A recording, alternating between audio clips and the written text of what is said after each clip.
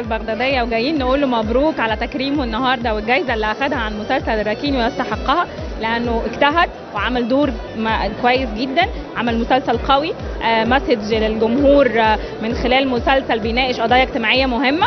محمود عبد المغني النجم الجميل اللي دايما منورني على شاشة البغدادية، برحب بيك يا محمود ومنورني. أنا بشكرك جدا وبشكر قناة البغدادية، كل شعب بغداد وكل العراق، وبقول لهم كل سنة وهم طيبين، ويا رب يدوم عليهم الخير والسعادة يا رب على طول إن شاء الله. ألف مبروك على تكريمك النهارده والجائزة اللي أنت خدتها عن مسلسل الركين. يمكن مسلسل زي ما أنا قلت في البداية يستحق، بيناقش العديد والعديد من مشاكل المجتمع.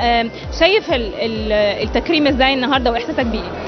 انا مبسوط بالتكريم جدا، لان الشخصيه كانت صعبه وتعبت فيها، والنهارده شخصيه جيكا في الركين بتتكرم زي ما اتكرمت ووصلت للناس في الشارع، كمان وصلت لجنه التحكيم، فده شرف بالنسبه لي، وانا مبسوط جدا ان كل مجهودي وصل للناس الحمد لله. لو هتهدي النهارده التكريم لحد هيكون لمين؟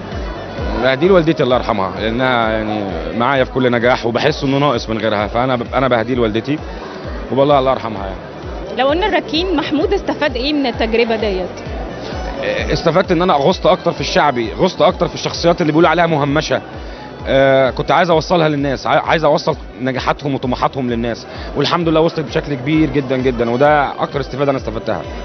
كل جمهور شاشة البغدادية دايما متابعين اخبارك، عايزين نعرف جديدك في الفترة الجاية ايه؟ ان شاء الله انا عندي فيلم ان شاء الله في العيد الصغير اسمه النبطشي، وان شاء الله يعجبكم زي ما عجبكم الركين باذن الله. ايه بقى شخصية النبطشي؟ هتقدم نبطشي في الفيلم؟ شخصية النبطشي وشخصية نبطشي الافراح ان شاء الله، وتعجبك باذن الله. مين بيشاركك البطولة واخراج مين؟ الفنانة الكبيرة هلا صدقي وادوارد ورمزي امير ومجموعة كبيرة جدا، واخراج اسماعيل فاروق. يمكن انا عارفة ان انت مش اي عمل بتوافق عليه، ايه اللي شدك في الدور؟ انه برضو شخصيه من نسيج الشعب المصري، من نسيج روح الشعب المصري، مش خياليه، فهو ده اللي انا بحب اقدمه دايما يعني. لو قلت بكلمه تقولها لكل جمهورك في العراق تقول لهم ايه؟ اقول لهم لكل شعب العراق انا بحبكم جدا، وربنا يجمعكم على الخير دايما وما يفرقكوش ابدا.